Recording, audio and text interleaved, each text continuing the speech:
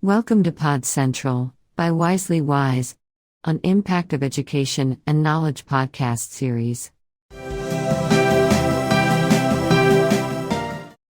Here we provide impact of education and knowledge in day-to-day life. Hello to all listeners. We welcome you all back to PodCentral by WiselyWise. We will continue with our discussion on the topic with Dr. Manorama Talaiver on AI is not just one more thing. In the last podcast, she shared her experience in her school days, and I'm sure all of you found it extremely inspiring. In today's episode, she will discuss her higher education and role for continued education. So when I finished my doctorate, which I told you I used my own software in studying about the instructional effects of grouping, right? When you are working with computer-based games or simulations, should you have a single dyads or triads? And I found out if you put dyads, they were competing with each other. Whereas when you had groups of three, they were actually helping and cooperating, dividing the task, so they were doing much better. I have tried more than three, but I did not write about it in my research. At least one person did not do anything if you put groups of four. So that's what I did for my research. So when I came to Virginia, because my husband entered the Medical College of Virginia to do health information system, because there again, both of us kept learning. In order to find a job, to have a successful career, you have to improve yourself, right? So I went from just econometrics to computer science, instructional technology in the Department of Social Science Education. I was not even in math education. I did all this in the social science education, which is good because at that time in 1980s, early 80s, 1982 to 85, very few social studies teachers really used computers. In fact, I remember in 1984 or 85, one of the professors from Lesley College wrote an article. The title was, "Who is last in line with computer as social studies teacher?" Her name is, I think her name is Nancy Roberts. I still remember that. And it struck with me because I used that as the first sentence, first statement to challenge every teacher to integrate computers in their classroom, right? So at that time, there were lots of, even a faculty member in my department of social education told me, this is a fad, this will go away. I don't know why you are doing this, like that. But 4 years down the road, when I went to his office, he had 2 laptops and a 1 desktop computer in his office. And I just laughed at him. Didn't you tell me this in an interview? I have it in a cassette tape. I told him, I'm going to come and play the cassette tape to you, where you told me this will be a fad. So all along my life, I have been encouraged to improve myself. So when I came to Virginia, I ended up in a private school. I taught everything under the sun in high school, like everything under the sun in the sense is mathematics. I did algebra 1, algebra 3, which is kind of pre-calculus, calculus. Then I did physics and chemistry. Then, because there'll be 7 class periods, then computer science from middle school to high school on different dates. So the computer science was Logo for the younger grades, and I did Pascal for the high school. At that time, I did not do C for the high school. So at that time, I just bumped into the Mathematics and Science Center, which is a consortium that was established in the 67 or 68 in Richmond in order to provide enriched, some programs that are not available in traditional classrooms. And the Math and Science Center innovated, and they were actually implementing in the classroom. So I was hired as there was a gap. They used to teach the Math and Science Center, I believe in the early 70s. They taught programming to the students using teletype terminals. So they carry the teletype terminals. It's a terminal in the mobile van. So it'll be in the van. And inside the schools in those days, there was no telephone connection or anything like that. There'll be one telephone connection coming out of the school building in a corner. So this van will go and park outside a high school. And the students came and learned Fortran programming. And they did that using the teletype terminal. They sent everything to Virginia Commonwealth University. This is in the 70s, early 70s, right? So they sent it to Virginia Commonwealth.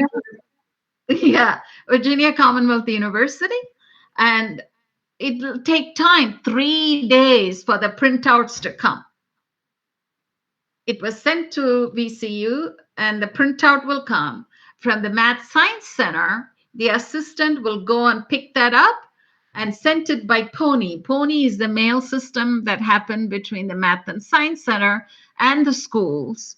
So it was always delivered on Fridays. So that's how the students knew what is their work, how the work, whether the work succeeded or failed. They learned that, and it'll take another month for them to make the correction, and because they have to wait for the van to come back to the school. And there are so many, there were at least 30, 40 high schools at that time belonging to the consortium. I don't know the exact number. So it's not going to happen every day. You see what I mean? So it's an interesting place. So when I went there, they didn't have this computer person anymore because they found this to be cumbersome and tedious. And also all the school systems in the maybe I should say late 80s and mid 80s, they started buying their own computers. Depending on the school system, they had Apple II.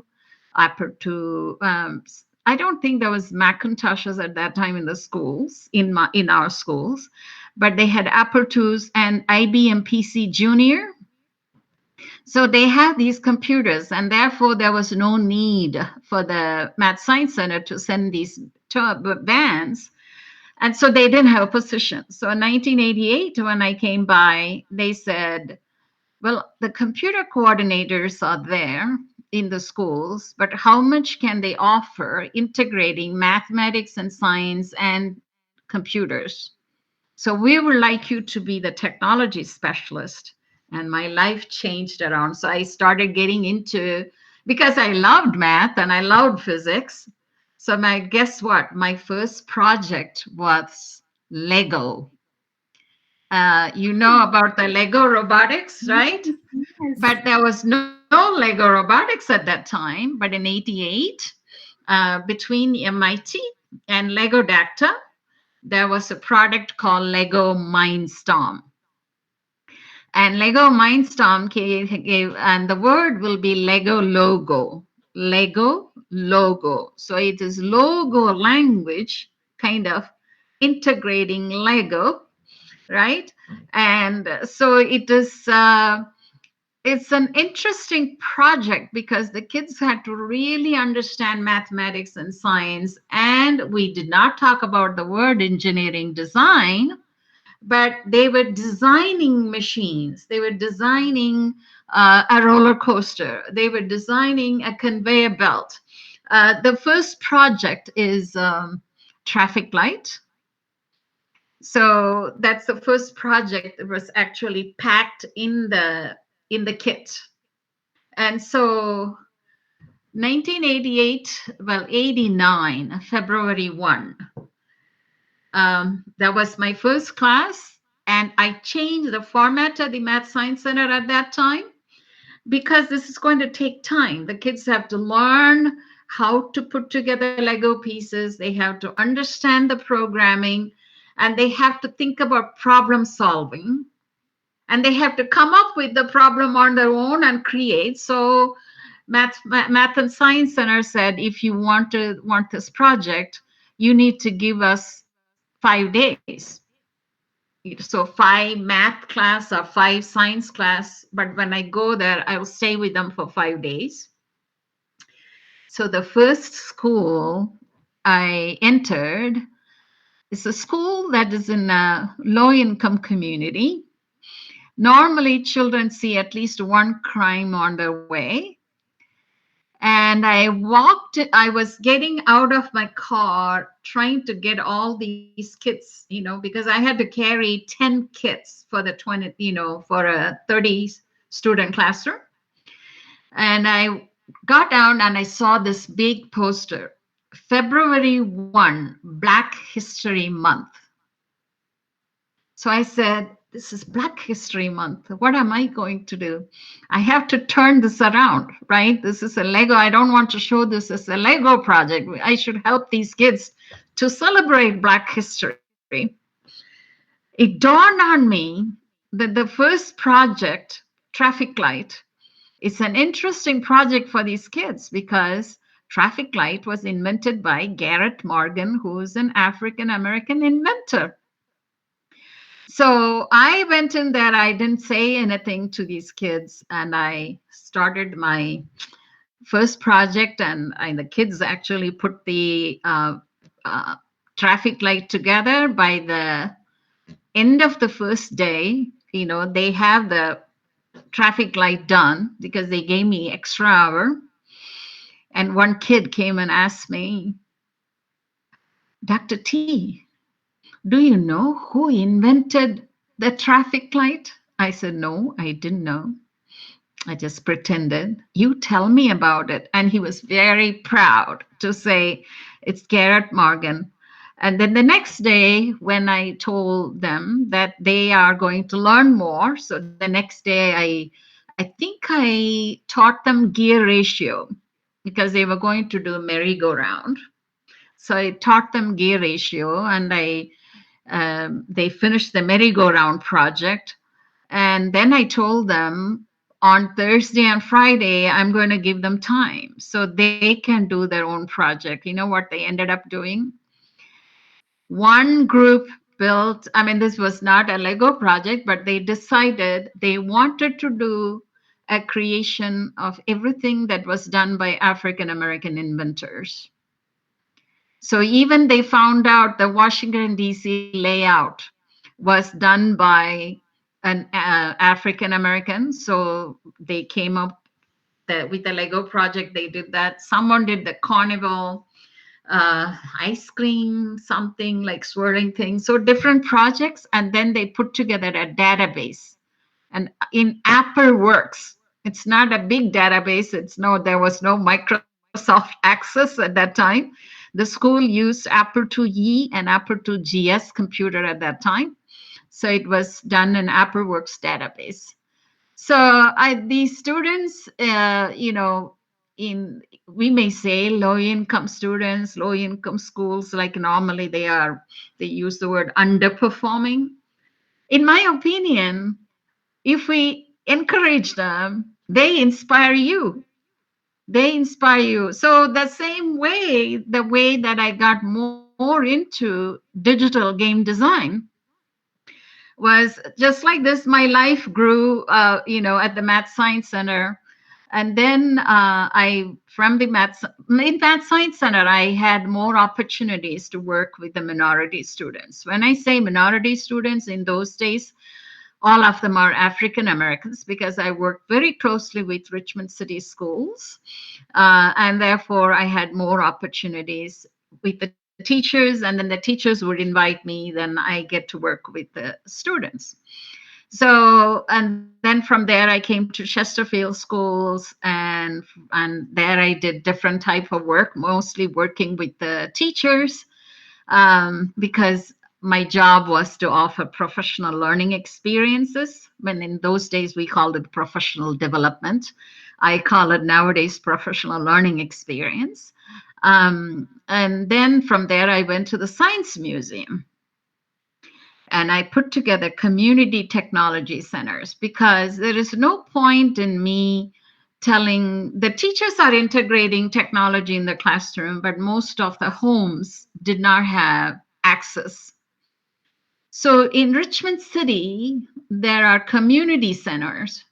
So I put together a grant project to create at least 5 community technology centers, one at the Science Museum and 4 in the different community centers.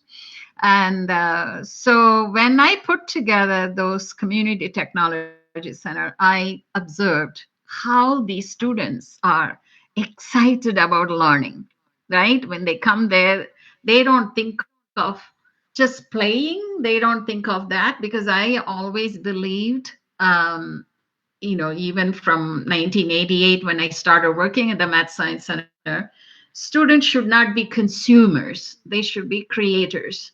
So even teachers, they had to create something for me, right? If they learned well, I don't know, you look so young, you may not know this. In IBM, they had a multimedia product called Linkway. And in Macintosh, it was HyperCard. In Apple IIgs, it's HyperStudio. So no matter what you do, you need to create a multimedia product for me with pictures and videos and stuff like that. So I kind of asked the students to create something. And one of the products I used was a game from Sony PlayStation, but these games are for studying mathematics, studying science, studying American history. And one day, one kid said, Dr. T, you know what? I don't like this music because when you succeed with the test item, it'll play a music. And he said, this is not my kind of music. And it was a boy and a girl, and they asked me, what do we have to do to change this music? So I told them that in order to change the music, first of all, in this one, you can't because it's copyrighted by that company. But if you want to create something like this, you need to learn computer science. And in those days, we didn't use the word coding. So I said, you need to learn to program. You need to programming, and then you can make your own music. And he said, I might be interested in that. So I invited a company from Seattle, Washington called DigiPen. So for the high school students, we ran, I think it was 2 weeks long or 1 week long, game design workshop. And they learned C language and they created games, simple games, because that's what they wanted to do, right? So they can make their own, insert their own music, insert their own kind of videos and create games. So that became my first funded project after I left the Science Museum. And I went to, well, actually, I tried to get that funding when I was at the Science Museum. But when I went to Longwood University and worked with about 25 rural school divisions where the low-income students are not only African Americans, but also white, because they were once rich farmers who became poor after tobacco regulations came. And so I was able to work with them, and we wrote a project where students will learn how to design games. So I worked with them first for 3 years, and then I applied for funding again so I can continue working with these students. So I worked for same students for 6 years, and every one of them went into a 4-year STEM career path. There were about 3 or 4 of them who did history, drama, things like that from the first 3 years. But if they stayed with us for 6 years, all 6 years, then they went into a STEM path that includes nursing, physical therapy, so, but career path, they chose nice path, every one of them. So my interest, I got inspired by the kids, who asked me originally when they played the game. And so I ended up doing a game design project. It's called Digispired. So if you do Digispired in Facebook, you'll find, but we are not updating that anymore. The project was over in 2013, and I left and I retired in 2015. But every time, whenever we did these projects, I also did a number of projects, and the teachers inspire me the most. Teachers come and share their challenges. So at the from the Math Science Center days, and in Chesterfield, and in Science Museum, and again back in Longwood for 10 years, my major objective goal was to motivate the teachers to integrate innovative technologies. So my institute that I directed, I didn't come up with the name, but the name of the institute was Institute for Teaching Through Technology and Innovative Practices. So always we were into STEM, and we did a STEM summit during my period. I did a STEM summit from 2008, I think, every year, and it's being continued annually, where we bring teachers. And for the last, I think 3 years ago, the current director focused on artificial intelligence. So, and then as Thank you, ma'am, for sharing on your personal journey in higher education and the role for continued education in your life. In the next part, Dr. Talaiver will be sharing more interesting experiences in her life. So be sure to stay tuned.